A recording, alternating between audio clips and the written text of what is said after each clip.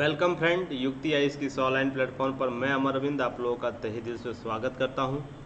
आज 8 अप्रैल है। आज इससे संबंधित करंट अफेयर्स जो आपने पढ़ा है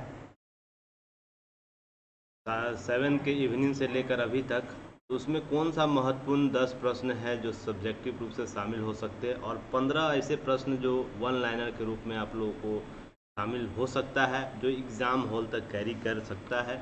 उन सभी करेंट अफेयर्स पर आज हम लोग चर्चा करेंगे और बहुत बेहतर तरीके से एक्सप्लेनेशन को, एग्ज़ाम ओरिएंट चीज़ों को एक्सप्लेन करते हुए हम लोग आगे बढ़ेंगे, जो एग्ज़ाम हॉल तक कैरी कर जाए वो सारा करंट। तो चलिए आज हम लोग बात करते हैं। तो इसके साथ ही साथ आप लोग क्विज़ ज़रूर दीजिए टेलीग्राम चैनल पर क्विज़ दीजिए। ऐप और वेबसाइट पर भी क्विज़ प्रारंभ हो गया है, तो आप लोग वहां पर जाकर देख सकते हैं। क्विज़ का एक सेगमेंट अलग बना हुआ है, तो ऐप पर भी जो फॉर्मेट वही वेबसाइट पर भी है, तो सेम आप लोग जाकर वहां दे सकते हैं। सब्जेक्टिव आप लोगों को क्विज़ चल रहा है जो अभी स्टार्ट पॉलिटी का है, उसके बाद अलग अलग सेगमेंट से स्टार्ट हो जाएगा। और डेली करंट का क्विज़ आप लोगों को दिया जाता है। 1 अप्रैल से प्रारंभ हो चुका है, 7 तक अपलोड है करंट अफेयर्स का क्विज़। और ये बिल्कुल जो दोनों क्विज़ होगा ये फ्री, सारे फ्री फॉर्मेट पर है, तो आप लोग फ्री है, आप लोग जरूर जाके दीजिए। अपने जो भी एक्सप्लेनेशन है, क्वेश्चन है, उसको देखिए, ताकि एग्ज़ाम तक उन सब चीज़ों को आप लोग ले जा सके, एग्ज़ाम तक उन क्वेश्चन को आप लोग कैरी कर सके। और लास्ट आवर जो एग्ज़ाम का भी चल रहा है, लास्ट आवर सभी लोगों की तैयारी अंतिम दौर पर है, तो अपने तैयारी को बेहतर तरीके से आंकने का एक बेहतर विकल्प आप लोगों को युक्ति आईएएस दे रहा है, तो आप लोग जरूर जाकर वहाँ विजिट करके देखिए। और आगे हम लोग बढ़ते हैं। सबसे पहले जो भी हम लोग से चैनल से अभी जस्ट जुड़ रहे हैं, चैनल को सबसे पहले सब्सक्राइब कर लें। सबसे पहले सब्सक्राइब करें। न्यू जो अभी जस्ट हमारे वीडियो को देख रहे हैं, यूट्यूब चैनल को देख रहे हैं, उसके साथ ही साथ लाइक और शेयर भी किया कीजिए। यह दोनों नए और पुराने दोनों स्टूडेंट, दोनों अभ्यर्थी, दोनों जो लिसनर व्यूअर हमारे हैं, तो इस चैनल को शेयर कीजिए, अधिक से अधिक लोगों तक पहुंचाने का प्रयास कीजिए, ताकि हम जो प्रयास कर रहे हैं, युक्ति आईएएस जो प्रयास कर रहा है एग्ज़ाम ओरिएंट चीज़ों को आप लोग के सामने लाने का, टू दी पॉइंट बात करने का, तो वो सफल हो सके, अधिक से अधिक लोगों तक जा सके और एग्ज़ाम तक अधिक से अधिक प्रश्नों को कैरी करा सके। यह हमारा युक्ति आईएएस का महत्वपूर्ण उद्देश्य है और उस पर हम लोग धीरे धीरे सफल भी हो रहे हैं। जिसमें बीपीएससी का 2 एग्ज़ाम आप लोगों को प्ले लिस्ट में क्वेश्चन एनालिसिस किया हुआ, ऑल क्वेश्चन के नाम से, और ये उत्तराखंड पीसीएस का। तो आप लोग जो भी अभ्यर्थी है, जो जुड़े हुए हैं, सब्सक्राइब किए हुए हैं, जो लगातार वीडियो देखते हैं, इन 2 वीडियो सेक्शन को जरूर देखिए कि युक्ति इस प्रकार का एग्ज़ाम ओरिएंट बात क्यों करता है, टू दी पॉइंट बात करता है, तो उसका असर एग्ज़ाम हॉल में कितना देखने को मिल रहा है आप लोगों को।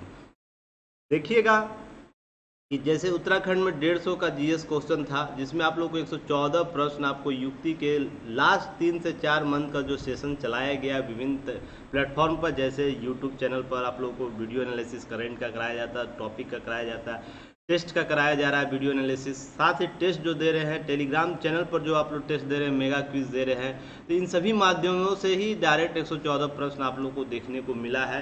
वो एक्सप्लेनेशन के तौर पर हो या तो क्वेश्चन, डायरेक्ट क्वेश्चन के तौर पर हो, तो आप जाके पहले वीडियो देखिए, उसके क्वेश्चन को मिलाइए, टैली कीजिए, तो जाके हमसे जुड़िए। क्योंकि जो बातें हम लोग कर रहे हैं, क्या वो सत्य है नहीं है, इसे जानने का पूरा हक है आप लोगों को। इसी प्रयास के साथ हम लोग आगे बढ़ रहे हैं। चलिए, सबसे पहले आप लोग चैनल, आपको जब सब्सक्राइब कर लीजिए, घंटा का बटन जो होता है, बेल आइकन होता है, उसे ज़रूर दबाइए, ताकि सारे नोटिफिकेशन आप तक पहुंच सके।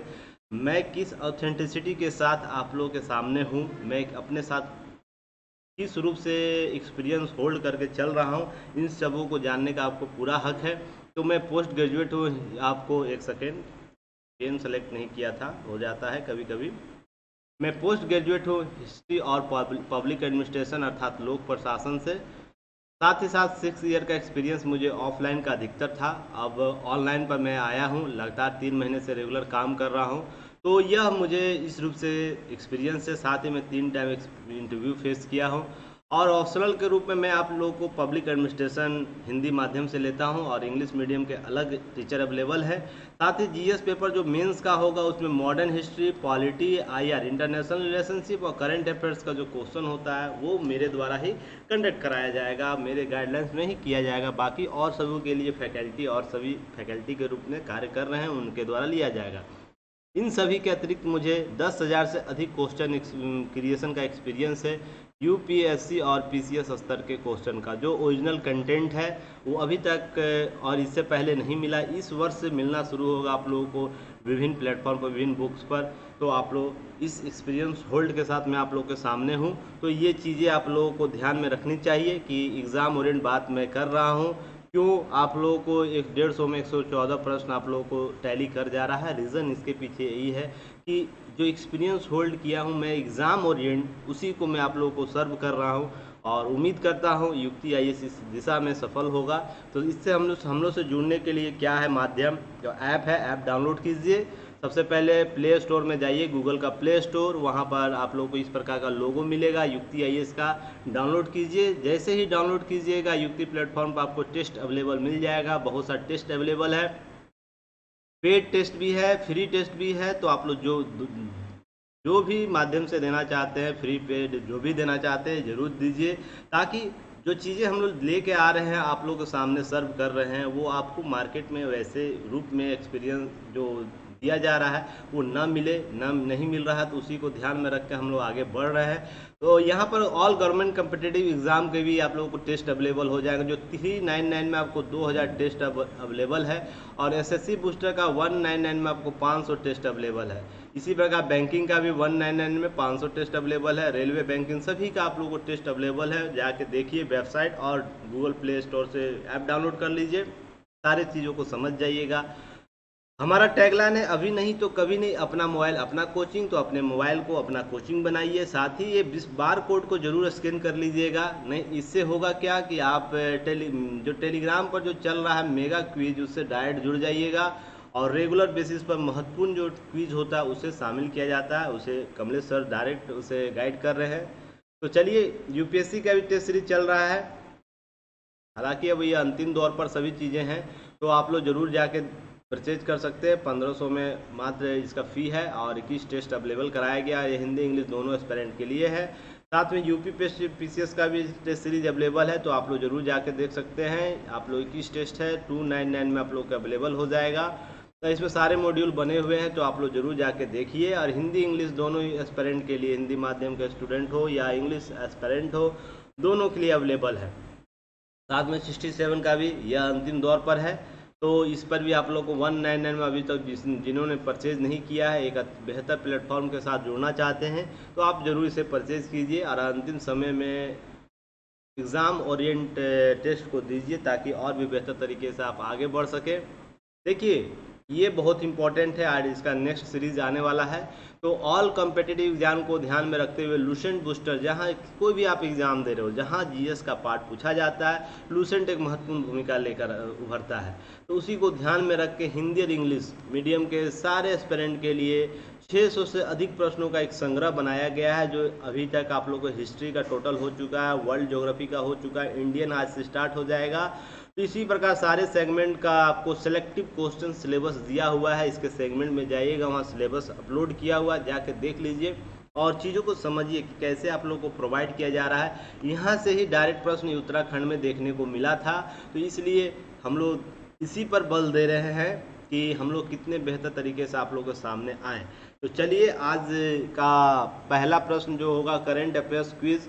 देखिए, चैनल को सबसे पहले सब्सक्राइब कर लीजिए जो भी नए स्टूडेंट हैं, और शेयर ना करना भूले। आप लोग अपने व्हाट्सएप स्टेटस पर, अपने जितने भी चैनल हैं, टेलीग्राम चैनल आप लोग से जुड़ा हुआ है, व्हाट्सएप चैनल जुड़े हुए, व्हाट्सएप ग्रुप से जुड़े हुए, अपने मित्र को रेफ़र कीजिए। जितने भी माध्यम से हो अपनी युक्ति आईएएस को प्रमोट कीजिए ताकि हम लोग और बेहतर तरीके से आगे आ सके। 10,000 का जो टारगेट हम लोगों ने लिया है इस मंथ के लास्ट तक, तो इसे पूरा करने में हमारा सहयोग कीजिए ताकि हम लोग और बेहतर प्लेटफॉर्म और बेहतर तरीके से, इनोवेटिव तरीके से हम लोग आप लोगों के सामने चीज़ों को सर्व कर सके और बेहतर एक एक्सपीरियंस होल्ड आप लोगों को करवा सके, ताकि हम लोग एग्ज़ाम ओरिएंट और चीज़ों को आसान बना सके। इसी को ध्यान में रख के हम लोग आगे बढ़े हैं। चलिए, पहला प्रश्न है। प्रश्न जैसे ही आता है आप लोग आंसर देने का प्रयास कीजिए ताकि और भी एक्टिव मोड में आप लोग काम कर सके। देखिए, पहला प्रश्न बहुत ही महत्वपूर्ण प्रश्न है, एग्जाम में जरूर यह देखने को मिलेगा, इसलिए इसे स्टार लगा लीजिए। यह प्रश्न जरूर पूछ सकता है। निम्नलिखित में से डिजिटल ट्रांसफॉर्मेशन, याद रखिएगा डिजिटल की बात लगातार 5 वर्ष से हो रही है। और अब जितने भी सरकारी वर्क है, एजुकेशन है, जितने भी सिस्टम के पार्ट है, सभी डिजिटल रूप से इंफॉर्मेशन हो रहा है, उसमें ट्रांसफॉर्मेशन हो रहा है। तो यह महत्वपूर्ण हो जाता है इस प्रकार के, जब भी ऐप आएगा, कोई भी पोर्टल लॉन्च होगा, उससे संबंधित विशेषताओं को ध्यान में रखते हुए प्रश्न के रूप में वो आपके एग्ज़ाम हॉल में देखने को मिल जाएगा। तो इन सब पर जब भी आता है तो इन सब चीज़ों को ध्यान रखना है। डिजिटल ट्रांसफॉर्मेशन प्रोजेक्ट है संभव के नाम से अपना सुपर ऐप लॉन्च किया है। कल ही टाटा ने भी एक ऐप लॉन्च किया, सुपर ऐप। ध्यान रखिएगा, इसीलिए मैं बार बार बोलता हूँ कि जो भी चीज़ें हैं अपडेट होता है उसे जरूर याद रखिएगा। ये सब डायरेक्ट प्रश्न देखने को मिलेगा। तो ये किसने किया है, ऑप्शन आप लोग दे सकते हैं ए बी सी डी में कौन सा सही है। तो देख लेते हैं ऑप्शन क्या है। State bank of India, union bank of India, HDFC, ICICI। तो इसका सही उत्तर क्या होगा, इसका सही उत्तर ऑप्शन बी होगा। और आपको स्टेट बैंक ऑफ इंडिया। थोड़ा सा गर्दन में दर्द कर रहा है, मोच हो गया है, वो बात नहीं, होता है, शरीर है, शरीर में बहुत से दिक्कत होते रहते हैं, फिर भी अपना तैयारी नहीं छोड़ना है। अपना जो रेगुलर प्रयास जो कर रहे हैं आप लोग, उसे नहीं छोड़ना है। कोई भी दिक्कत हो, वो कुछ क्षणिक दिक्कत होता है। जब आपका लक्ष्य प्राप्त हो जाएगा, उसका जो सुख होगा, उसका जो भोग होगा, उसका जो सत्ता का अभ्यास आप लोग करेंगे, वो महत्वपूर्ण होता है। आपका सोसाइटी में वो इम्प्रूवमेंट होगा। जो अभी जीरो हैं सोसाइटी के लिए, वो जस्ट आप 360 जीरो एंगल पर कन्वर्ट होकर आप सोसाइटी के एक एसेट बन जाएंगे, समझ लीजिए। तो कितना इम्पोर्टेंट हो जाता है आपका सिलेक्शन। अगर सिलेक्शन नहीं होता है तो किन किन मानसिक प्रताड़नों से आप गुजरते हैं, इसका संभावना आप लोग अभी अनुमान नहीं लगा सकते। वो वही लगा सकता है जो इंटरव्यू तक, लास्ट आवर तक जाके पीछे हो गया है, नहीं हुआ किसी तरह सिलेक्शन, उन चीज़ों को समझता है, लगातार वो दे रहा है। वैसे बहुत से अभ्यर्थी हमारे सोसाइटी में रहते हैं। तो आप उन सब चीज़ों का अनुभव न करें, इसी प्रयास से हम लोग आगे बढ़ रहे। एग्ज़ाम और इन चीज़ों की बात की जा रही है, जितना जल्दी हो सके सिलेक्शन लीजिए और इन्जॉय कीजिए लाइफ का। तो चलिए ऑप्शन देख लेते हैं क्या एक्सप्लेनेशन है। यूनियन बैंक ऑफ इंडिया चालू वित्त वर्ष 2022 तक, देखिए वर्तमान वित्त वर्ष की बात हो रही है। इसी में या तो फाइनेंशियल ईयर 2023 से ये लिखा जाता है। तो याद रखिएगा कि लगभग कितना, 1000 करोड़ का निवेश परिव्यय के साथ यूनियन NST 2, याद रखिएगा, यूनियन NST 1 और डिजिटल ट्रांसफॉर्मेशन प्रोजेक्ट संभव के नाम से अपना सुपर ऐप लॉन्च किया। दो प्लेटफॉर्म को इसने लॉन्च किया है। तो मैंने संभव की बात की थी। इसका लक्ष्य क्या है, 2025 तक डिजिटल प्लेटफॉर्म का 50% कारोबार शुरू करना अपने डिजिटल प्लेटफॉर्म पर। तो यह महत्वपूर्ण होता है यूनियन बैंक के लिए। यूनियन बैंक ऑफ इंडिया के CEO कौन है वर्तमान में, राजकिरण राय जी हैं, जो 1 जुलाई 2017 से इस पद पर काबिज हैं। तथा यूनियन बैंक की स्थापना कब हुई थी, 11 नवंबर 1919। इतना ही इनफ है, बाकी चीज़ें बहुत सी चीज़ें होंगी, उसको एग्जाम ओरिएंट नहीं है, PT ओरिएंट नहीं है। इन सब चीज़ों को ध्यान में रखना है। तो ध्यान में आगे बढ़ते रहना है। और इसका मुख्यालय कहाँ, मुंबई में। अधिकतर बैंकों का मुख्यालय मुंबई में ही, क्योंकि वो मुंबई अर्थव्यवस्था की नगरी है, इसलिए इम्पोर्टेंट है। तो चलिए नेक्स्ट क्वेश्चन देखते हैं। दूसरा नंबर प्रश्न क्या है, आंसर दीजिए, फटाफट दीजिएगा आप लोग। कावल उथवी, याद रखिएगा, कावल उथवी नामक ऐप निम्नलिखित में से किस राज्य द्वारा लॉन्च किया गया। यह बहुत ही महत्वपूर्ण लॉन्च किया गया है किसी राज्य सरकार के द्वारा। इसमें 60 से अधिक सेवाओं को सुविधा दिया गया है। तो समझिए एक ऐप पर 60 से अधिक सेवाओं को जब ला दिया जाता तो वैसे ही महत्वपूर्ण हो जाएगा। इसलिए इस ऐप को आप लोग याद रखिए, एग्जाम तक जरूर यह जा सकता है। उड़ीसा है, केरल है, आंध्र प्रदेश है, तमिलनाडु। ABCD में कौन सा आंसर होगा, आप लोग बताइए। तो इसका सही उत्तर ऑप्शन डी होगा। तमिलनाडु सरकार ने इस ऐप को लॉन्च किया है, जिसमें 60 से अधिक पुलिस सेवाओं को से संबंधित अतिरिक्त और भी सेवाएं दी जाएगी।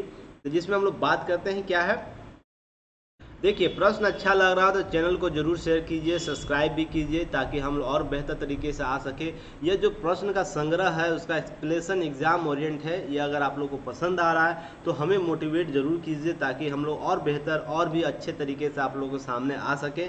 क्योंकि आप लोगों के सपोर्ट के बिना हम लोग कुछ नहीं है, इसलिए ज़रूरी हो जाता है कि आप लोग सपोर्ट करिए, ताकि हम लोग और भी जो बड़े बड़े मिलियनरों में लोग सब्सक्राइबर जिनका है, जिनका कंटेंट एग्ज़ाम ओरिएंट नहीं होता, उनको हम लोग चैलेंज कर सके। और उनके जो विरासत पहले से चली आ रही है, देखिए बहुत सी चीज़ें रोज़गार जो बात की जाती है रोज़गार की, उसमें एग्ज़ाम सिलेक्शन का जो दर घट रहा है, लोगों के जो संख्या बढ़ रही है, हालांकि उनके सिलेक्शन जितना सीट होता है उनका तो होता है, पर जो परसेंटेज बढ़ रहा है उसका रीज़न क्या है, उसके पीछे रीज़न यही सब होता है। एग्ज़ाम और इन चीज़ों को नहीं पढ़ते हैं, बाकी सब चीज़ों को पढ़ लेते हैं, और जिनका सिलेक्शन नहीं होता औसत स्टूडेंट, तो वो इस डिप्रेशन में चले जाते हैं। इन सब चीज़ों को समाप्त करने के लिए युक्ति आईएएस एक ऐसा प्लेटफॉर्म लेकर आया है जो आप लोगों के लिए अवेलेबल करा रहा है इन सब चीज़ों को। तो मोटिवेट हम लोग को कीजिए ताकि और भी हम लोग बेहतर बेहतर लोगों को लेकर आ सके। सोच के देखिए, इस पर वैसे लोगों को शामिल किया गया जिनको 10,000 से अधिक क्वेश्चन एक्सपीरियंस है क्रिएट करने का। विभिन्न प्लेटफॉर्म जो नामी गिरामी प्लेटफॉर्म, उनको पढ़ाने का एक्सपीरियंस वहाँ पर है। साथ ही नेशनल इंटरनेशनल लेवल पर जो ब्रांड एम्बेसडर हमारे देश के हैं उनको लेकर आया गया है, और भी लोगों को, विदेश सचिव लोगों से बात चल रही है जो रिटायर हो चुके उनको लाया जाएगा यहाँ पर, जो आप लोगों को एक गाइडलाइंस के तौर पर काम करेंगे, गाइडेंस देंगे किस रूप से तैयारी करनी है। तो जब तक हम लोग इन सब चीज़ों से नहीं होंगे, 10,000 सब्सक्राइबर जो लक्ष्य रखा है, बस मुझे इतना ही आप लोग पूरा कर दीजिए, उसके बाद बहुत सी चीज़ें आप लोग को देखने को मिलेगा। तो चलिए इस एक्सप्लेनेशन देख लेते हैं। तमिलनाडु सरकार ने कावल उथवी नामक ऐप लॉन्च किया है जो नागरिकों को किसी भी आपात स्थिति के दौरान पुलिस सहायता लेने के लिए मदद करेगा। यह पुलिस सहायता की विशेष इस पर काम होगा, पर इसके अतिरिक्त भी बहुत सी सेवाएं दी जाएगी, जैसे 60 विशेषताओं के साथ इसे उपयोग कर सकता है पुलिस नियंत्रण कक्ष। अगर इसमें कोई अलर्ट की व्यवस्था की गई है, अगर कोई व्यक्ति आपात स्थिति में इसे उपयोग करता है तो डायरेक्ट पुलिस जो जो जोन है जहाँ पर ये सेटअप तैयार किया गया, बनाया गया है, जहाँ पुलिस ऑनलाइन माध्यम से निवारण करती है, वहाँ पर उसका सूचना जाएगा और संबंधित व्यक्ति की समस्या जो उसको सुलझाया जाएगा।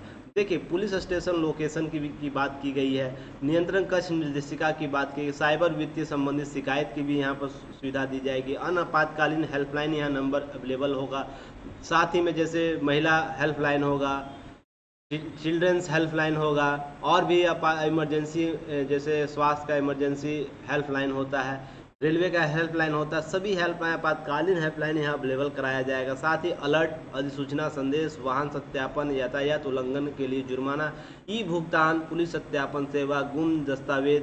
देखिए, बहुत से प्लेटफॉर्म, देखिए भारत में पहला ऐसा ऐप बनाया किसी राज्य सरकार ने जहाँ रोज़मर्रा के दैनिक जीवन को एक ही प्लेटफॉर्म पर 60 से अधिक विशेषताओं को ला कर रख दिया है। तो ये बहुत ही महत्वपूर्ण होगा और एग्जाम में आप लोग को देखने को मिलेगा।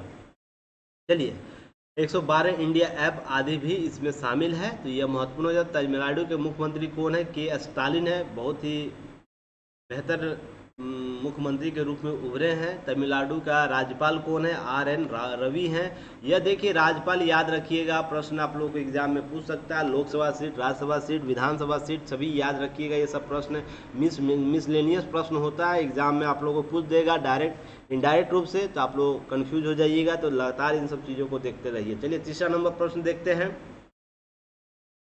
एशियाई विकास बैंक ने वित्त वर्ष 2023-24 के लिए भारत के कितने प्रतिशत वृद्धि का अनुमान लगाया है? देखिए, ध्यान रखिएगा, एडीबी जो है, एशियाई डेवलपमेंट बैंक जो है, वो कितना प्रतिशत अनुमान लाया? 7%, 7.5%, 8% या 8.5%। तो इसका सही उत्तर क्या होगा?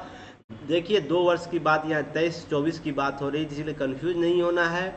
ऑप्शन सी इसका होगा। 8% का अनुमान लगाया, 8% का अनुमान लगाया, और उससे वित्त वर्ष 23 के लिए 22 के लिए कितना है? 7.5। इसको 5%, 0.5% के अनुमान को बढ़ाया है। तो बहुत ही महत्वपूर्ण है। इस अंतर को भी आप लोग देखिएगा, प्रश्न के रूप में हो सकता है, प्रश्न के रूप में शामिल कर ले। चलिए, एक्सप्लेनेशन देख लेते हैं। और ये बहुत ही महत्वपूर्ण बैंक है एशिया के लिए, इससे प्रश्न बार बार देखने को मिलता है। इससे संबंधित बहुत सी चीज़ों को आप लोग को कवर कर लेना। चलिए, क्या है? एशियाई विकास बैंक जो है वर्ष 2022 में दक्षिण एशियाई अर्थव्यवस्था के लिए 7% की सामूहिक वृद्धि का अनुमान लगाया है।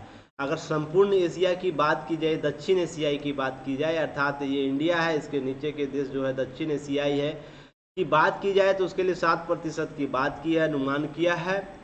इस क्षेत्र में सबसे बड़ी अर्थव्यवस्था जो है, इस क्षेत्र की सबसे बड़ी अर्थव्यवस्था तो दक्षिण एशियाई क्षेत्र का है, 7.1%। ये दक्षिण पूर्व एशिया है, और यहाँ पर दक्षिण एशियाई जो है, ध्यान रखिएगा, ये सब प्रश्न आप लोगों को देखने को मिल सकता है। 8% से अधिक बढ़ सकता है, तो 8% से भी अधिक अनुमान लगाया गया है। एक नोट याद रखिएगा, यूक्रेन पर रूसी हमला, कोरोना वायरस बीमारी, हालांकि अभी ये लगातार ये चलता रहेगा, कभी समाप्त होगा कभी पुनः आएगा, क्योंकि मानव व्यवहार और राजनीतिक अदूरदर्शिता इसमें देखने को कभी कभी मिल जाती है। इसका कारण यह है, और इस मुद्दे पर सभी राष्ट्र एकजुट नहीं हो पा रहे हैं अभी भी।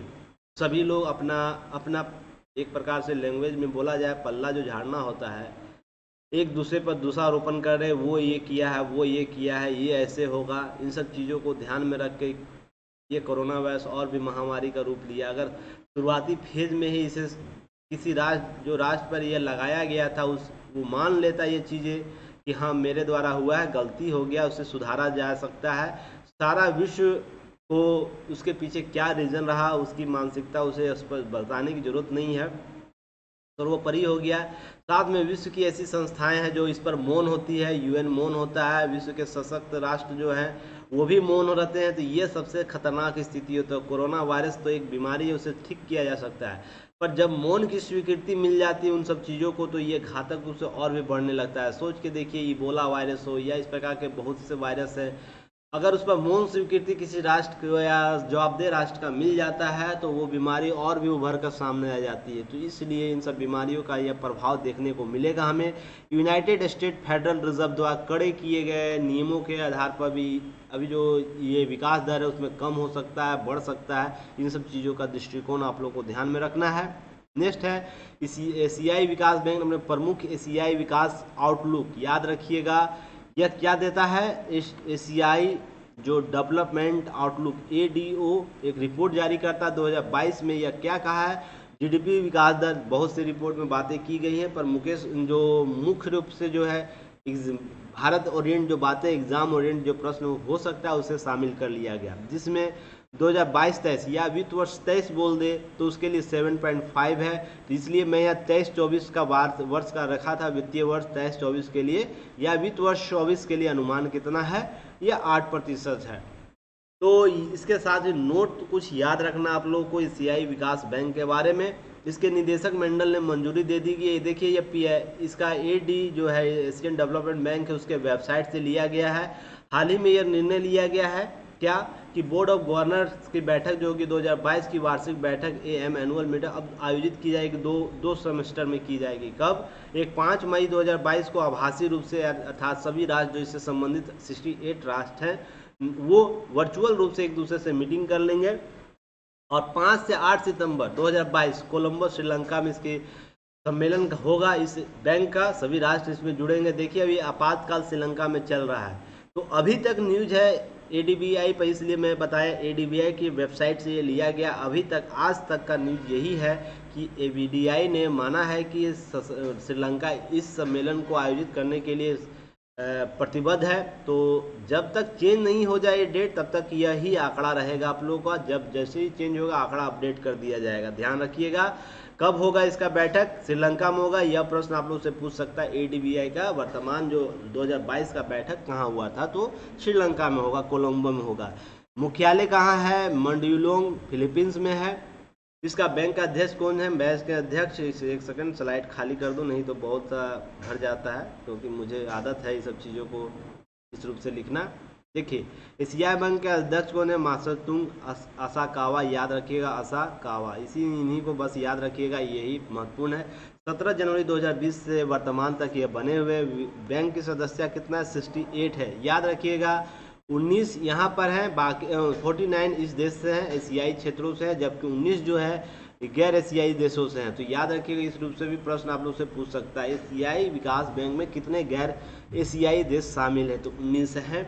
इसका एशियाई बैंक का स्थापना कब, 19 दिसंबर 1966 को हुआ था।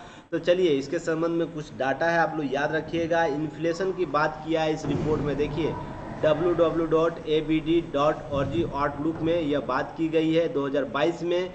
देखिए एडीबी 2022, याद रखिएगा। इन्फ्लेशन कितनी बात की गई, 2021 में 2.5 रहेगा इन एशियाई देशों में, इनसे संबंधित जो राष्ट्र है वहाँ पर। नेक्स्ट है 2022 में 3.7 रहेगा, और फिर 2023 में 3.1 होगा। तो इन्फ्लेशन जो मुद्रास्फीति है वो बढ़ रही है, घट रही है, तो ध्यान रखिएगा, ये सब चीज़ें प्रश्न में पूछ सकता है। नेक्स्ट है एशियाई डेवलपमेंट बैंक का जो देश है, देखिए रीजनल मेंबर जो 49 है, जो जो कौन कौन देश है सभी देख लीजिए आप लोगों को, कहाँ तक है, न्यूजीलैंड तक रीजनल देश है, ये सब छोटा छोटा देश भी है। 49 देश यहाँ तक शामिल है, ग्रीन कलर का 49 जो है आप लोग याद रखिएगा, ये रीजनल एशियाई के रूप में शामिल है उन सबों का देश। और नॉन रीजनल जो है गैर एशियाई है, देखिए अमेरिका है, कनाडा है, अलास्का है, सारे लोग हैं शामिल हैं, स्विट्जरलैंड है, ग्रीनलैंड है, ब्रिटेन है, स्वीडन है, यूरोप के बहुत से कंट्री है। तो आप लोग ध्यान रखिएगा, इन सब चीज़ों को ध्यान रखना है। लिस्ट पहले भी ADBI के बारे में बहुत सी जानकारी आप लोग को दी गई है। वीडियो अगर रेगुलर देख रहे हैं तो आप लोग को अतिरिक्त चीज़ें पढ़ने की जरूरत नहीं। देखिए टॉपिक ऐसा ये फॉर्मेट बनाया गया, करेंट होता है उसके कोऑर्डिनेट, जो बेसिक टॉपिक होता है उसको कवर कर लिया जाता है। अब स्पेशली आप लोगों को PT में ADB जो है बैंक, उसके बारे में पढ़ने की ज़रूरत नहीं है। तो आप लोग इन सब चीज़ों को ध्यान रखिए। चलिए नेक्स्ट हम लोग बात करते हैं। नेक्स्ट प्रश्न चौथा नंबर, आप लोग आंसर दीजिए। पसंद आ रहा हो चैनल को जरूर सब्सक्राइब कीजिए, चैनल को शेयर कीजिए और अपने दोस्तों को तक रेफर कीजिए। व्हाट्सअप, स्टडी, जितने ग्रुप्स हैं सभी जगह शेयर कीजिए, हमारा सपोर्ट करते रहिए, बनाए रखिए। इसी विश्वास के साथ ये सब बातें मैं बोल रहा हूँ। द मैवरिक इम्पैक्ट, याद रखिएगा, द मैवरिक इम्पैक्ट नामक पुस्तक निम्नलिखित में किसके द्वारा लिखी गई है, किनके द्वारा लिखा गया है? देखिए साथिस थाड़े, याद रखिएगा, साथिस थाड़े एक व्यक्ति है, उनके द्वारा। मुकुंद नरवणे, हरीश महावत या एस लक्ष्मी, किनके द्वारा लिखा गया है? तो इसका सही उत्तर ABCD में क्या होगा आप लोग बताइए? ABCD में क्या होगा? इसका सही उत्तर ऑप्शन C होगा, हरीश मेहता के द्वारा यह बुक लिखी गई है। चलिए क्या है आपको नेस्कॉम का, आप लोग नेस्कॉम का हर बार चर्चा सुनते होंगे, उन्हीं से रिलेटेड यह पुस्तक है। बहुत ही महत्वपूर्ण पुस्तक है, याद रखिएगा, प्रश्न में आ सकता है। जो मैवरिक इम्पैक्ट है, क्या है पुस्तक? हरीश राव मेहता के द्वारा लिखा गया है, जो यह बताती है कि 1970 के 80 के दशक में जो एक बैंड ऑफ द ड्रीमर के नाम से नेस्कॉम जो बनाने और भारत में IT क्रांति की मार्ग पर सशक्त करने के लिए हाथ मिलाया था। तो यह कितना महत्वपूर्ण था, देश इससे कितना लाभान्वित हुआ है, इससे संबंधित पुस्तक में उल्लेख किया गया है। तो इस पुस्तक के बारे में यह प्रश्न आप लोग से पूछ सकता है। तो इसके संदर्भ में देखिए यह क्या है, सॉफ्टवेयर IT सेवा कंपनियों शीर्ष निकाय है, national association of the software and service companies NASSCOM पर लिखित द मैवरिक इम्पैक्ट एक निश्चित और आधिकारिक जीवनी के रूप में इसे देखा जा रहा है। तो यह बहुत ही महत्वपूर्ण हो जाता है। ये कौन है? Harish Mehta. Harish Mehta on board technology limited के संस्थापक और कार्यकारी अध्यक्ष हैं। तो यह महत्वपूर्ण पद पर व्यक्ति जो जुड़े हुए हैं उनके द्वारा लिखी गई है। इन सब चीज़ों को ध्यान में रखना है। एक सेकेंड, चलिए नेक्स्ट प्रश्न हम लोग देख लेते हैं। पांचवा प्रश्न क्या है? इन्हीं का मैसेज आ रहा है स्टूडेंट का, वो बात नहीं, चलिए बाद में जवाब दिया जाएगा। एक सेकेंड होल्ड कर लीजिएगा, इनको थोड़ा मैसेज ही कर दे, नहीं तो फिर परेशान होते रहते हैं। वो बात नहीं है, होता है। अभी लास्ट में एग्ज़ाम चल रही है ना, UPSC होने वाला है, इसी के संदर्भ में थोड़ा सा पानी में पी लूँ।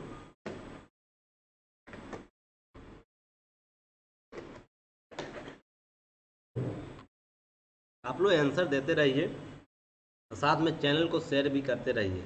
बहुत बेहतर तरीके से हम लोग आप लोग के सामने लाए हैं चीज़ों को। उम्मीद करते हैं आप लोग सपोर्ट भी कर रहे हैं, बनाए रखेंगे। वन हेल्थ पायलट प्रोजेक्ट को पशुपालन और डेयरी विभाग ने निम्नलिखित में से किस राज्य में शुरू किया है? देखिए बहुत ही महत्वपूर्ण प्रश्न है, आज के करंट का है, लास्ट जो डे का था। तो यह क्या है? बिहार में शुरू किया गया, उत्तर प्रदेश में, मध्य प्रदेश या उत्तराखंड में? इसका सही उत्तर क्या होगा? ABCD में क्या होगा? इसका सही उत्तर उत्तराखंड होगा। तो सही उत्तर क्या होगा? उत्तराखंड में होगा वन हेल्थ पायलट प्रोजेक्ट। याद रखिएगा, यह पायलट परियोजना अगर ये सफल हो जाता है तो पूरे देश में इसे लागू किया जाएगा। देखिए कितनी बड़ी योजना है।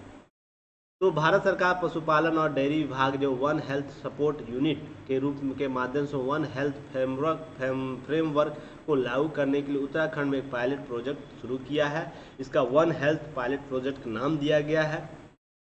इस यूनिट का मुख्य लक्ष्य क्या है? पायलट प्रोजेक्ट की तैनाती के लिए दौरान अनुभव किए गए मूल्यवर्धक ज्ञान के आधार पर एक राष्ट्रीय स्वास्थ्य रोड मैप बनाना, इससे संबंधित चीज़ों को शामिल करना। एक स्वास्थ्य सहायता इकाई क्रियान्वयन के नेतृत्व भारत सरकार के प्रधान वैज्ञानिक सलाहकार कौन है? प्रोफेसर के विजय राघवन की अध्यक्षता में एक अंतर मंत्रीय स्वास्थ्य समिति का गठन किया गया है। तो यह महत्वपूर्ण है, इससे संबंधित प्रश्न आपको पूछ सकता है।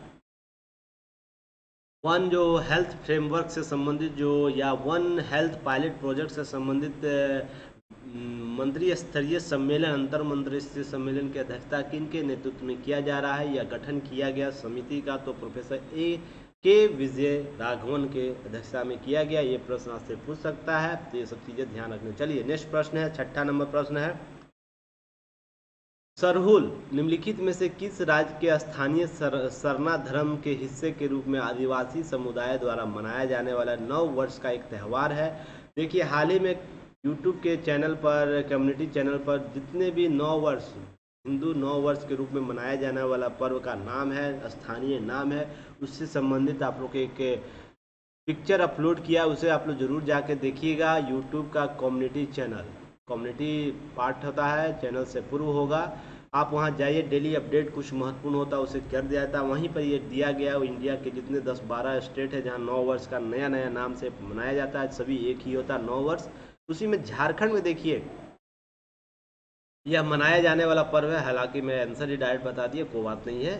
तो झारखंड में मनाया जाना सरहुल एक प्रकृति पूजा या विश्व पूजा के रूप में मनाया जाता है, जो सरना धर्म से ही संबंधित है।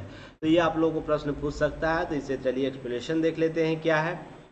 सरहुल झारखंड के स्थानीय सरना धर्म, आप लोग इसे जरूर देखिएगा, गूगल सर्च कीजिएगा, एक धर्म है ये सरना धर्म, जो झारखंड के लोग वासी हैं इसे एक धर्म के रूप में मानते हैं।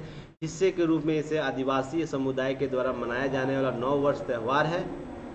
सरहुल चैत्र के हिंदू महीने में तृतीया अमावस्या को मनाया जाने वाला यह पर्व है। कब मनाया? चैत्र के हिंदू महीने में मनाया जाता है। सरहुल झारखंड में कई जनजातियों जो है मनाया जाता है, प्रमुखतः मुंडा हो और उराव जनजाति, 3 जनजातियों का नाम याद रखिएगा, प्रश्न में पूछ सकता है। सभी जनजातियां कमोवेश मनाती हैं, पर महत्वपूर्ण रूप से मुंडा हो और उराव जनजातियां जो है झारखंड की, वो इस नव वर्ष को मनाते हैं।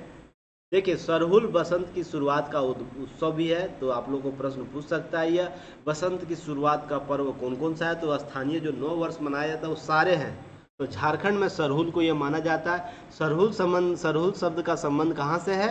तो विश्व पूजा, प्रकृति पूजा से है। ये आप लोगों को प्रश्न पूछ सकता है। साल वृक्ष का पूजा किया जाता है। इनका सांस्कृतिक कार्यक्रम, फूलों का त्यौहार बा पोरोब भी बोला जाता है, याद रखिएगा, बा पोरोब इसका नाम दिया जाता है।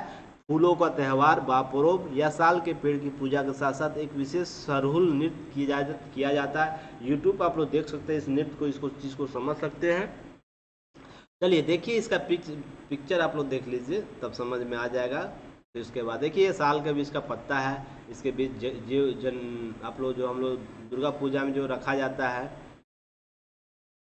जो उसका जो पौधा है, जौ का पौधा जो 10 दिनों का अवसर का रहता है, उसमें यह पौधा आप लोगों को देखने पर, महिलाएं देखिए पीली साड़ी और लाल साड़ी के रूप में आप लोगों को यहाँ पर देखने को मिलेगी, और पुरोहित इसका पूजा करता है। ये आप लोगों को सांस्कृतिक शहरों में जो किया जा रहा है उसमें यह पूजा है, सांस्कृतिक रूप से जो शहरों में किया जाता है, किसी छोटे स्थानों पर किया जाता है, इस प्रकार से मनाया जाता है।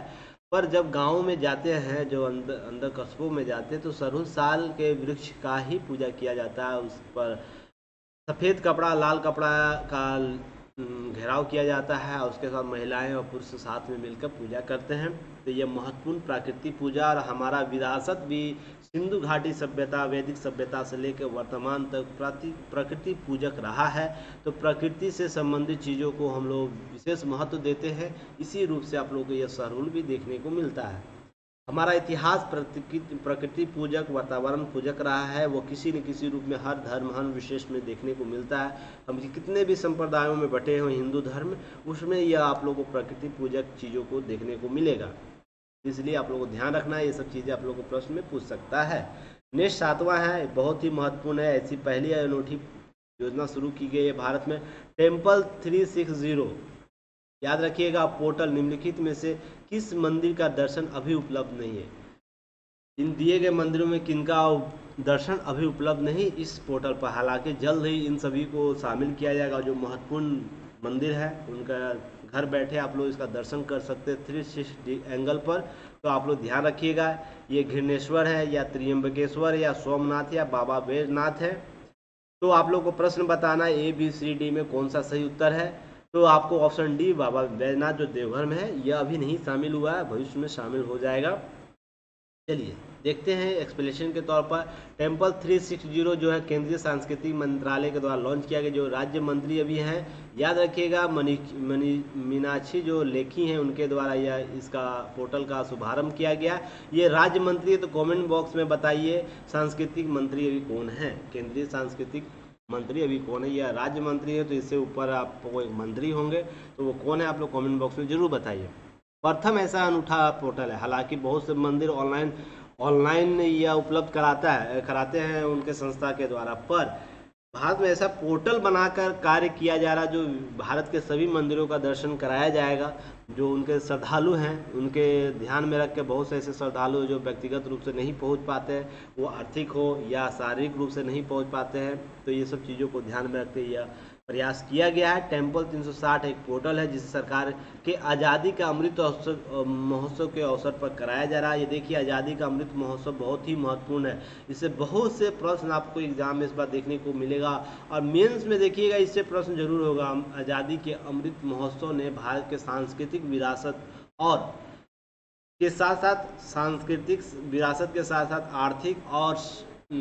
आर्थिक और वैज्ञानिक विरासत को बढ़ाने में एक महत्वपूर्ण योगदान दिया है। इस पर अब जो बातें हैं कुछ बातों को अंतर संबंधों को स्पष्ट करने से संबंधित प्रश्न जरूर होगा।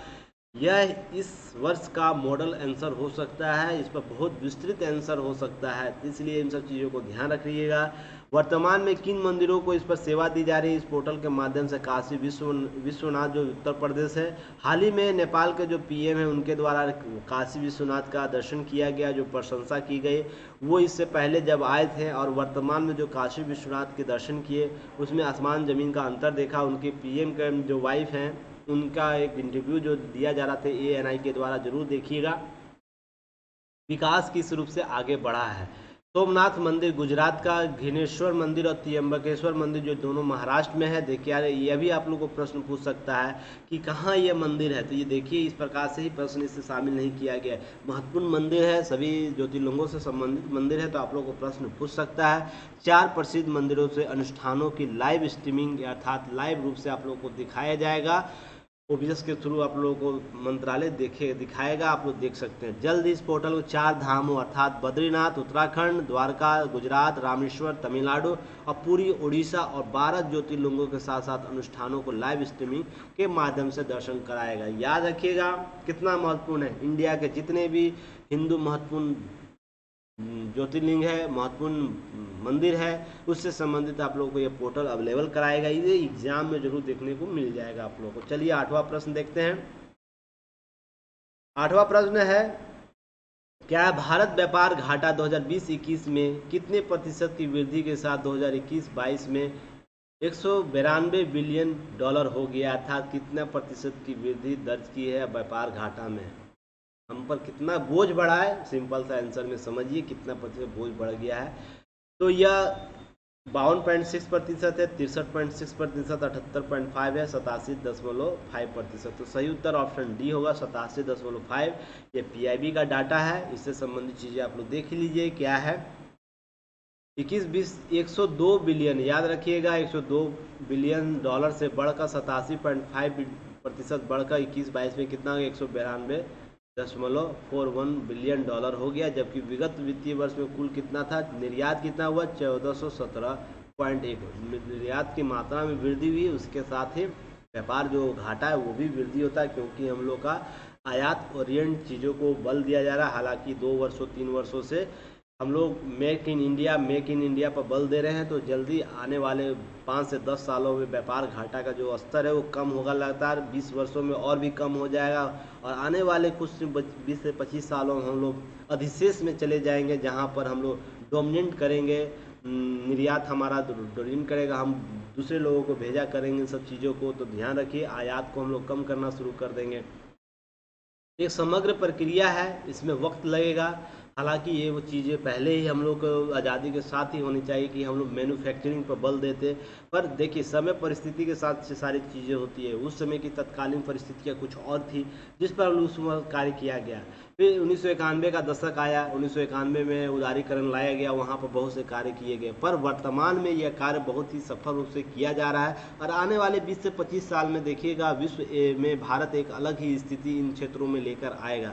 हालांकि अभी हम व्यापार घाटा इतने इतने प्रतिशत का देखते हैं, आने वाले समय में हम लोग भी सॉल्वेंट होंगे विश्व पर, ध्यान रखिएगा। इसी अवधि में आयात बढ़कर कितना हुआ, 610 बिलियन हुआ। देखिए, जब निर्यात ही हम लोग कम कर रहे हैं और आयात अधिक कर रहे हैं तो यहाँ पर घाटा तो होगा ही ना, इसलिए बात कर रहे हैं। इस प्रकार के जो 192 बिलियन डॉलर का व्यापार अंतर दर्ज किया गया, और यही 87 पॉइंट का आंकड़ा देता है। तो आप लोग ध्यान रखिएगा, गुड्स के आयात में वृद्धि हुई है, ध्यान रखिए। गुड्स की वृद्धि में 54% की वृद्धि, जो डाटा दिया हुआ है बस मैं प्रतिशत बता रहा हूँ। स्लाइड को अच्छे से रोक लीजिएगा, प्रश्न देख लीजिएगा, चीज़ों को नोट्स बना लीजिएगा। पीडीएफ आप लोग को मिल जाता है, तो आप लोग पीडीएफ जाकर देख लीजिए। वहाँ पर व्यापार घाटा क्या है, व्यापार घाटे में आप लोग को 18.69 बिलियन डॉलर था, जबकि 21-22 में पूरी तरह यह 192.41 बिलियन डॉलर हो गया। गुड्स आयात कितना है, उसमें 20.79% अधिक रहा, और इस प्रकार हम लोग इतना प्रतिशत 87.68% बढ़ा है इसमें। और गैर पेट्रोलियम आयात कितना है, आप लोग को 5.26 अधिक रहा, और यह 38.6 बिलियन डॉलर तक का दर्ज किया गया। यह इम्पोर्टेंट डाटा पीआईबी का था, तो आप लोग जरूर देख लीजिएगा, इसे नोट डाउन कर लीजिएगा। चलिए नेक्स्ट बातें करते हैं। 9वां प्रश्न है, चैनल को शेयर करते रहिए, और भी बेहतर तरीके से हम लोग आएंगे आप लोग के सामने। डेली आपका 10 प्रश्न, महत्वपूर्ण प्रश्न जिसका एक्सप्लेनेशन विथ एक्सप्लेनेशन जो बेहतर रहता है, उससे लेकर आएंगे। और 15 क्वेश्चन आप लोगों के लिए वन लाइनर क्वेश्चन होगा, जो फटाफट आंसर जैक के रूप में आप लोगों के सामने आएगा। तो भारत की तरफ से यूनेस्को फंड फॉर एलिमिनेशन जो ऑफ डोपिंग एंड स्पोर्ट है के लिए कितना डॉलर अंशदान किया गया है। देखिए, दुगना अंशदान भारत किया है, तो इससे संबंधित जो लक्ष्य है उससे अधिक डोनेट किया है, इसलिए प्रश्न के रूप में शामिल हो सकता है। इन सब चीज़ों को ध्यान में रखना है।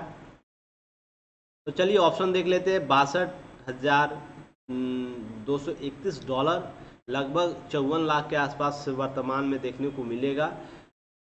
नेक्स्ट है 72,124 या 72,124 डॉलर, 81,027 डॉलर, 90,050 डॉलर के आसपास। तो कौन है, ऑप्शन बी आपका सही है। 72,124 डॉलर अंशदान के रूप में दिया है भारत। जो उसके लक्ष्य जो बनाया गया था इस पार्टी के द्वारा, वो उसका दुगना है, भारत उससे दुगना काम किया है।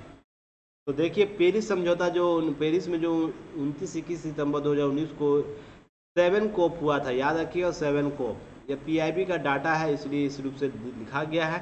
संकल्प के तहत सभी पक्ष जो यूनेस्को के fund for the elimination of the doping in sport जो होता है, स्पोर्ट में एनिमेशन हो जाता है बाहर, उससे संबंधित क्रियाविधि के लिए अंशदान दिया जाता है। अपने नियमित बजट, जो देश का नियमित बजट होगा उसका 1% अंशदान देगा। तो आप इस तरह भी लगा सकते हैं, भारत का बजट कितना रहा होगा, अंश का 1% अनुदान दे सकता है। यह बॉन्ड है, ये देना होगा। इस रूप से आप कार्य कर सकता है। यूनेस्को मुख्यालय कहाँ, पेरिस में। 26 से 28 अक्टूबर 2021 तक हुए कॉन्फ्रेंस ऑफ पार्टीज COP8 में 8वें सत्र में प्रतिबद्धता और संकल्प के साथ भारत सरकार ने युवा कार्यक्रम और खेल मंत्रालय ने, किस मंत्रालय ने, युवा कार्यक्रम और खेल मंत्रालय, इसके अनुराग ठाकुर जिनके मंत्री हैं, ने वर्ष 2022 में UNESCO fund for elimination of the doping and sport के लिए 72,124 करोड़ का योगदान दिया, जो महत्वपूर्ण है, जो उसके अनुमानित आकलन की तुलना में दोगुना है। तो हम लोग दोगुना अंशदान किए हैं। भारत सरकार की युवा कार्यक्रम जो खेल मंत्रालय पहली बार 2021 में यूनेस्को से मिले अनुरोध के आधार पर यूनेस्को फंड में कितना दिया, 28,000। ये भी आप लोग को ध्यान रखना है, 28,172 करोड़। कितने की वृद्धि हुई, ये भी आप लोग को प्रश्न पूछ सकता है। देखिए, पिछले बार 28,172 दिया गया था, इस बार 72,124 दिया गया है डॉलर। तो आप लोग याद रखिएगा, इन सबसे प्रश्न पूछ सकता है। वर्तमान में युवा खेल मंत्री कौन है, अनुराग ठाकुर। चलिए नेक्स्ट हम लोग 10वां प्रश्न देखते हैं। 10वां प्रश्न क्या है, प्रश्न आ गया, आंसर दीजिए फटाफट आप लोग। आज का जो सब्जेक्टिव जो प्रश्न एक्सप्लेनेशन होता है उसका लास्ट प्रश्न है। रक्षा मंत्री राजनाथ सिंह 7 अप्रैल अर्थात कल ही 2022 प्रमुख उपकरण प्लेटफॉर्म वाली कितने वस्तुओं की तीसरी सकारात्मक स्वदेशीकरण सूची जारी की है। यह भारत सरकार ने लक्ष्य निर्धारित किया है कि हम जो जो सुरक्षा सामग्री उसका हम स्वदेश में उसका निर्माण करेंगे। उसी में एक लिस्ट फिर पुनः जारी की गई, तो वो कितना है, 99 सूची में शामिल है। 99 वस्तुएं, 101 वस्तुएं, 111, 121। ध्यान रखिएगा इसका सही उत्तर कितना क्या होगा, 101 वस्तुओं की सूची जारी की गई है जिस पर काम करेगा। क्या है रक्षा मंत्री, इससे संबंधित पहले भी वीडियो बना हुआ है, प्ले लिस्ट में जाइएगा, रक्षा अभिकरणों से संबंधित सूची, तो उसमें आप लोगों को प्ले लिस्ट में मिल जाएगा। क्या है, 7 अप्रैल 2022 को नई दिल्ली में ये घोषणा की गई है। 101 वस्तुओं की तीसरी सकारात्मक स्वदेशी सूची जारी की गई, जिसमें सेना मंत्रालय, सेना रक्षा मंत्रालय, सैन्य मामलों विभाग की ओर से अधिसूचित यह सूची उन उपकरणों प्रणालियों पर विशेष ध्यान केंद्रित करती है जिन्हें विकसित किया जा रहा है। यह जो रक्षा मंत्रालय के विभिन्न संस्थान हैं उनके द्वारा, जैसे DRDO हुआ, CDAC हुआ, उसके बाद इसरो हुआ, से सभी एक दूसरे से संबंध होकर टेक्निक प्रौद्योगिकी को जोड़ते हुए विकसित किया जा रहा है, जिसमें मुख्यतः DRDO का महत्वपूर्ण योगदान है। अगले 5 वर्षों तक इन्हीं फर्म ऑर्डरों को रूपांतरित करने की संभावना है। इन हथियारों प्लेटफॉर्म को दिसंबर 2022 से दिसंबर 2027 तक क्रमिक रूप से स्वदेशी बनाने की योजना है। तो इन जो 11 सूची है उसको कब से कब तक किया जाएगा, 2022 से 2027 तक, दिसंबर 2022 से दिसंबर 2027 से स्टेज बाय स्टेज 101 वस्तुओं का निर्माण किया जाएगा। अब तक कितने वस्तुओं का सूची जारी की गई है, ये भी आप लोग को प्रश्न पूछ सकता है। 101 वस्तु खरीद रक्षा अधिग्रहण प्रक्रिया DAP, याद रखिएगा 2020 में यह अनुमान किया गया था। पहली सूची जारी की गई थी, स्थानीय स्रोतों से की जाएगी। ये सब पहले भी बताया गया है, इन सब चीज़ों को ध्यान में रखिए। जो न्यूज़ पहले हुए उससे कोऑर्डिनेट न्यूज़ अब आता है तो बस डाटा अपडेट कर दिया जाता है, बाकी चीज़ें आप लोग पहले ही भी देख लीजिए, नहीं तो सारी चीज़ें प्राय ऐसे ही 1 घंटा का वीडियो हो जाता है। 20-25 प्रश्नों का एक्सप्लेनेशन मैं करता हूँ तो 1 घंटे का वीडियो हो जाता है, और भी चीज़ें शामिल कर दूंगा तो ये 2 से 4 घंटे का वीडियो हो जाएगा। तो इनफ एग्ज़ाम ओरिएंटेड चीज़ें नहीं है, बस उतना ही पढ़िए जितना एग्ज़ाम PT क्लियर करने के लिए ज़रूरत है, बाकी चीज़ें बाद में की जाएगी। पहली सूची 101 वस्तु की गई थी, ध्यान रखिएगा 101 सूची। दूसरी सूची 108 की। तो अब तक कितना हुआ है, ध्यान रखिएगा 101, 108 और 108, याद रखिएगा कितना हो गया आप लोगों को, इधर 10 हो गया और इधर 310 वस्तुओं की सूची जारी कर दी गई है। तो आप लोग को प्रश्न पूछ सकता है यह भी। तो पहली सूची और दूसरी सूची कब जारी की, 21 अगस्त 2020 और दूसरा 31 मई 2021 को। तो यह 2020 से अगले 5 वर्ष तक यह लागू करेगा। यह प्रश्न आप लोगों को ध्यान में है। तो ये सब चीज़ें जो 21 में जारी हुआ है 25 में पूरा करना, जो 21 में लागू हुआ 26 में होगा, जो दिसंबर 2022 में होगा वो 27 तक होगा। इस प्रकार 5 वर्षीय योजना के तहत इसे लागू करने का प्रयास है। देखिए, चैनल को शेयर कीजिए। अगर पसंद आ रहा है क्वेश्चन कलेक्शन का, ये एक्सप्लेनेशन, एग्ज़ाम ओरिएंटेड एक्सप्लेनेशन का अगर फॉर्मेट आप लोगों को पसंद आ रहा है, चैनल को शेयर कीजिए, सब्सक्राइब कीजिए और अपने जितने भी फ्रेंड सर्किल वहाँ पर सर्कुलेट कीजिए, ताकि हम लोग और बेहतर तरीके से आगे आ सके और एक बेहतर प्लेटफॉर्म को स्थापित कर सकें। चलिए, ऑनलाइनर करंट अफेयर्स जो है क्वेश्चन, उसका 15 क्वेश्चन सीरीज है, उस पर हम लोग अभी बात करेंगे फटाफट। जो जिग जैग में आता है उस पर हम लोग चलिए बात करेंगे। पहला प्रश्न क्या है, जैसे ही प्रश्न देखे आप लोग आंसर देने का प्रयास करिए। स्टैंड मोड में रहिए, नहीं एक्टिव मोड में रहिए। छिपे हुए स्थिति में मत बने रहिए, नहीं तो बाद में बहुत पछताना पड़ेगा। स्टैंड ऑफ इंडिया योजना किस मंत्रालय का अधीन कार्य करता है, ये किस मंत्रालय का अधीन कार्य करता है, वित्त मंत्रालय का अधीन कार्य करता है। दूसरा है रिकी क्रेज फाल्गुनी शाह हाल ही में कौन सा पुरस्कार जीता है, तो किनके द्वारा पुरस्कार जीता गया है, यह ग्रेमी अवार्ड के रूप में जीता गया है। 1 सेकंड आ रहे हैं। नेक्स्ट है भारत UN वुमेन के लिए योगदान कौन दिया है, तो ये आप लोगों को $5 लाख का दिया गया। जिग कोई आ गए हैं, थोड़ा सा जल्दी फटाफट देख लेते हैं। 4वां, ग्रामीण क्षेत्र महिलाओं के विकास के लिए किस फाउंडेशन को शुरुआत की गई है? फ्लिपकार्ट फाउंडेशन के लिए। नेक्स्ट है, किस राज्य के शासित प्रदेश ने सरकारी स्कूलों को हॉबी हब स्थापित करने? नई दिल्ली। नेक्स्ट है, चलो स्कूल चलो अभियान के तहत उत्तर प्रदेश सरकार विद्यालय कितना प्रतिशत दाखिला सुनिश्चित किया है? 100%। नेक्स्ट है, आप लोगों को बात करनी है जैसे प्रधानमंत्री मुद्रा योजना के तहत कितने लाख करोड़ रुपए के अधिक राशि की लगभग 34 करोड़ अभ्यर्थियों को ऋण प्राप्त हुआ, तो ये 17 लाख के आसपास है। फिर नेक्स्ट है, सूचना प्रसारण मंत्रालय देश की सुरक्षा और विदेशी संबंध दुष्प्रचार फैलाने यूट्यूब के 22 चैनलों को यह रोक लगाई है, तो ध्यान रखना ये सब चीज़ें। नेक्स्ट है, नई दिल्ली श्री प्रोफेसर आलोक चंद्रावत ने लिखित पुस्तक बिरसा मुंडा जनजातीय न्याय के विमोचन कौन किए हैं? तो यह धर्मेंद्र प्रधान के द्वारा किया गया। 10वां प्रश्न है, क्वीन ऑफ फायर नामक पुस्तक किनके द्वारा लिखी गई है? देविका रंगाचारी के द्वारा। 11वां नंबर प्रश्न है, किसके मियामी ओपन की खिताब जीता है? तो कार्लोस अल्कराज के द्वारा। 12वां प्रश्न है, फ्रांस के ओरियंस मास्टर्स बैडमिंटन पुरुष सिंगल्स का भारत मिथुन मंजूराज ने कौन सा पदक जीता? तो रजत पदक जीता है। नेक्स्ट है 13वां प्रश्न है, किस अमेरिकी लेखक जिन्होंने पुलित्जर पुरस्कार जीता है, जिनका निधन हाल में रॉबर्ट डिसर्ट हावर्ड के द्वारा जीता गया, उनका निधन हो गया है। सर्बिया के राष्ट्रपति के तौर पुनः नियुक्ति किनकी हुई है? तो यह अलेक्जेंडर वुसिच के द्वारा हुआ है, उनका पुनः नियुक्ति, दोबारा राष्ट्रपति चुने हैं। आज का 15वां प्रश्न, किस देश के ग्रीन स्टील उत्पादन किया गया? तो ये स्वीडन के द्वारा किया गया। आप लोग चैनल को सब्सक्राइब करते रहिए, बेल आइकन को दबाते रहिए और हम लोगों को और भी मोटिवेट करते रहिए। Thanks for watching. हम लोग नेक्स्ट आप लोग तक बने रहेंगे, तब तक के लिए धन्यवाद। जय हिंद।